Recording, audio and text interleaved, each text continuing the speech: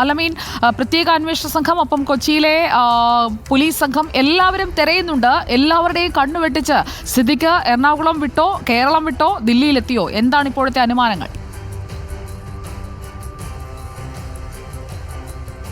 ഇത്തരം ചോദ്യങ്ങൾ ഇപ്പോഴും ഉത്തരമില്ലാതെ തുടരുകയാണ് സുജി. അതാണ് ഏറ്റവും പ്രധാനവും അന്വേഷണ സംഘത്തെ കുഴയ്ക്കുന്നത്. പക്ഷേ അവരുടെ ഒരു പ്രാഥമിക വിലയിരുത്തലും അനുമാനവും സിദ്ദിഖ് കൊച്ചിയിൽ തന്നെ ഉണ്ടാകും എന്നുള്ളതാണ്. കൊച്ചി വിട്ട് പോകാനുള്ള സാധ്യതയില്ല എന്നുള്ളതാണ് അവരുടെ ഒരു വിലയിരുത്തൽ. പക്ഷേ അപ്പോഴും മറ്റു സാധ്യതകൾ കൂടി അവർ പരിഗണിക്കുന്നുണ്ട്. മറ്റു സാധ്യതകൾ മുന്നിൽ കാണുകയും ചെയ്യുന്നുണ്ട്. സംസ്ഥാനം വിടാനുള്ള സാധ്യതയടക്കം അവർ മുന്നിൽ കാണുകയും ചെയ്യുന്നുണ്ട്. പക്ഷേ അപ്പോഴും ഒരു സാധ്യത ഏറ്റവും കൂടുതലുള്ളത് അത് കൊച്ചിയിൽ തന്നെ ഉണ്ടാകാൻ ആണ് എന്നുള്ളതാണ് മനസ്സിലാക്കാനാകുന്നത്.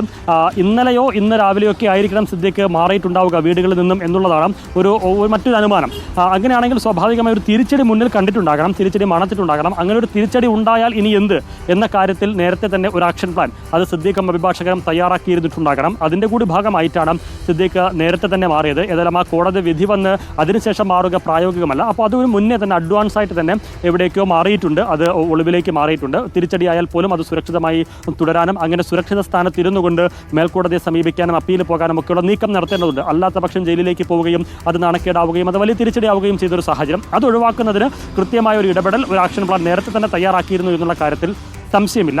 പക്ഷേ അപ്പോഴും അങ്ങനെ ഒരു ആക്ഷൻ പ്ലാൻ തയ്യാറാക്കണമെങ്കിൽ സ്വാഭാവികമായും നേരത്തെ സൂചിപ്പിച്ചതുപോലെ ഒരു തിരിച്ചടി മണന്നിട്ടുണ്ടാകണം, അത് മുന്നിൽ കണ്ടിട്ടുണ്ടാവുകയും ചെയ്യണം. പക്ഷേ അന്വേഷണ സംഘത്തെ സംബന്ധിച്ച്, പ്രത്യേക അന്വേഷണ സംഘത്തെ സംബന്ധിച്ച് അത്തരം ഒരു ആക്ഷൻ പ്ലാൻ ഇല്ലായിരുന്നു എന്നുള്ളതാണ് മനസ്സിലാക്കുന്നത്. കാരണം ഇത് സമാന ആരോപണം നേരിട്ട പല താരങ്ങളും കോടതിയിലേക്ക് പോകുമ്പോഴൊക്കെ അത് സെഷൻസ് കോടതി ഉൾപ്പെടെ മുൻകൂർ ജാമ്യം അനുവദിച്ചതുകൊണ്ട് സിദ്ദിഖിൻ്റെ കാര്യത്തിലും സ്വാഭാവികമായും അങ്ങനെ സംഭവിക്കും എന്ന് തന്നെയായിരുന്നു അവർ കരുതിയിരുന്നത്. അതുകൊണ്ട് അതിനപ്പുറത്തേക്കൊരു സ്റ്റെപ്പ് എടുക്കാനുള്ള ഒരു നീക്കം അല്ലെങ്കിൽ അത്തരം ഒരു പ്ലാൻ അവരും തയ്യാറാക്കിയിരുന്നില്ല. ഇപ്പോൾ കോടതി വിധി വരുന്നതിന് പിന്നാലെ കോടതിയുടെ ഭാഗത്തുനിന്ന് ചില വിമർശന സ്വരങ്ങൾ കൂടി വരുന്ന പശ്ചാത്തലത്തിൽ കൂടിയാണ് പെട്ടെന്ന് തന്നെ അന്വേഷണ സംഘം രംഗത്തേക്ക് ഇറങ്ങിയത്. പക്ഷേ അപ്പോഴേക്കും സുരക്ഷിതമായ ഇടത്തേക്ക് മാറാൻ സിദ്ദിഖിനായിട്ടുണ്ട് എന്നുള്ളതാണ് ഏറെ പ്രധാനം.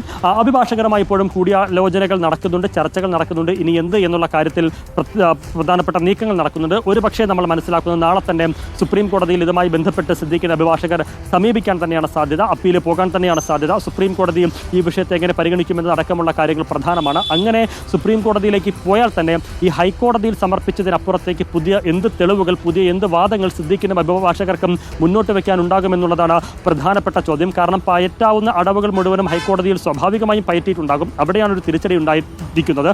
അതിനപ്പുറത്തേക്ക് സുപ്രീം കോടതിയിലേക്ക് പോകുമ്പോൾ ഹൈക്കോടതിയിൽ കളിച്ച കളിക്കപ്പുറത്തേക്ക് എന്ത് നീക്കം, അല്ലെങ്കിൽ പരാതിക്കാരുടെ ആരോപണങ്ങൾ, ആക്ഷേപങ്ങൾ അത് അടിസ്ഥാനമില്ലാത്തതാണ്, അത് തെറ്റാണ്, അത് ഈ പറഞ്ഞതുപോലെ വസ്തുതകൾക്ക് നിരക്കാത്തതാണ് എന്ന വാദം സാധൂകരിക്കാൻ എന്ത് പുതിയ തെളിവുകൾ, എന്ത് പുതിയ വാദങ്ങൾ സുപ്രീം കോടതിയിൽ മുന്നോട്ട് വയ്ക്കുമെന്നുള്ളതും ഒരു പ്രധാനപ്പെട്ട ചോദ്യമാണ്.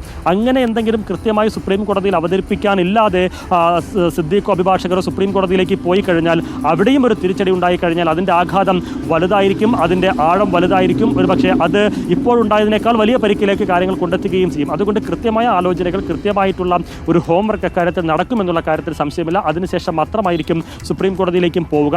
ഏതായാലും ഇന്ന് മകൻ ഉൾപ്പെടെ അഭിഭാഷകനെ കോടതിയിലെത്തി നേരിട്ട് കണ്ട ഒരു പശ്ചാത്തലത്തിൽ സ്വാഭാവികമായും ഇനി എന്തെന്ന കാര്യത്തിലടക്കം ഒരു ചർച്ചകൾ നടന്നിട്ടുണ്ടാകും. അതെങ്ങനെയാണ് എന്നുള്ള നീക്കങ്ങളും ഇപ്പോൾ നടക്കുന്നുണ്ടാകും. അതിന് സുപ്രീം കോടതിയിലേക്ക് വൈകിപ്പോയാൽ മതിയോ എന്നത് ഒരു ചോദ്യമാണ്. കൂടുതൽ സുപ്രീം കോടതിക്ക്